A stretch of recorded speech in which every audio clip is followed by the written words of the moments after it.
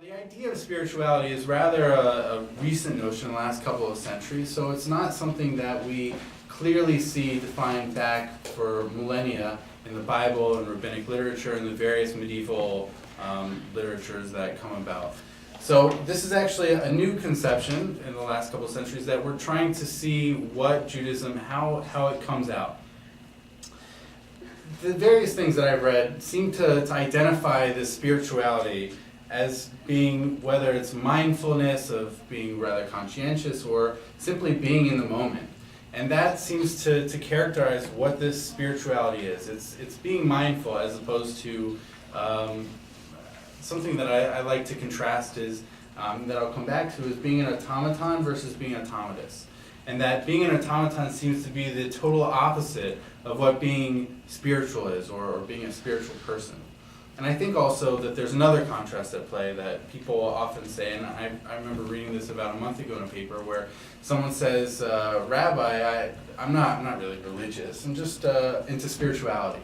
And so that seems to take a play, and I think also that's arisen also in the last couple of centuries since the rise of spirituality, that there's this sense of secular spirituality, whether that's secular, devoid of any religious, or even within a Jewish context, trying to divorce any, that one can be a secular Jew at the same time being spiritual, which can sound kind of strange.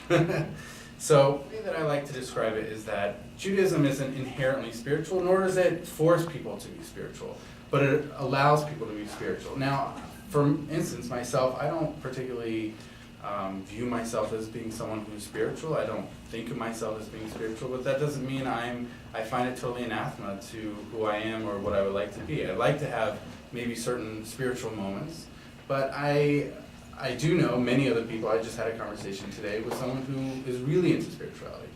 And a big component of Judaism is halacha. It's kind of like the Sharia, where you have certain things that you're supposed to do. And I'm going to hit one of the questions is how does spirituality come into daily life? And I feel that halacha, what we're obligated to do as Jews, is a nice framework. It's a nice foundation for what we should be doing, but it doesn't necessarily include spirituality. And I feel that from the ground up, people can include spirituality, and really animate their own lives through doing that, through injecting that spirituality, through being mindful, through being conscientious, whether that's meditating, whether that's thinking really hard when saying a prayer or a blessing.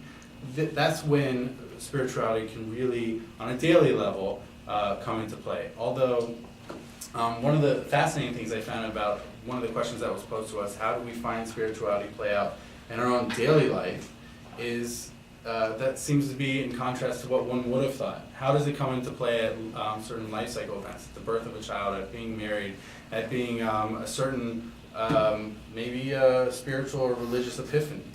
And that this is on the very quotidian, the everyday, the mundane, that how do we ourselves sometimes, and actually this has been written about in Jewish sources. One of the biggest Jewish thinkers in the 20th century, Rabbi Joseph Soloveitchik, said I'm not going to quote him exactly, but he painted a picture of someone who fulfills what I was talking about, the Jewish law of what we need to do going throughout the day. Maybe it's saying blessings over eating foods, or performing other acts that we're supposed to do, and just going through them by rote. So that would be something like an automaton. They don't really think about what they're doing.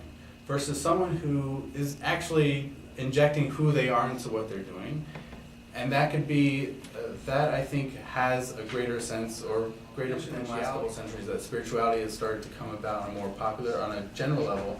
There are also a couple of movements and a couple of ways of thinking in Judaism that seem to embrace spirituality more than, let's say, typical Judaism, which is Kabbalah, which is Jewish mysticism, which started to rise in the Middle Ages, maybe 13th, 14th centuries, and then had given rise eventually into about the 18th century. That was back in about Spain and also elsewhere around the Mediterranean amongst various Jewish populations, and then eventually in the 17th century in Poland, a new kind of sort of neo-mysticism called Chassidut, or Hasidism. I don't even know how to I don't know. I don't have a good translation. Hasidism. So that was using some of that Jewish mysticism in a new way, and still using it.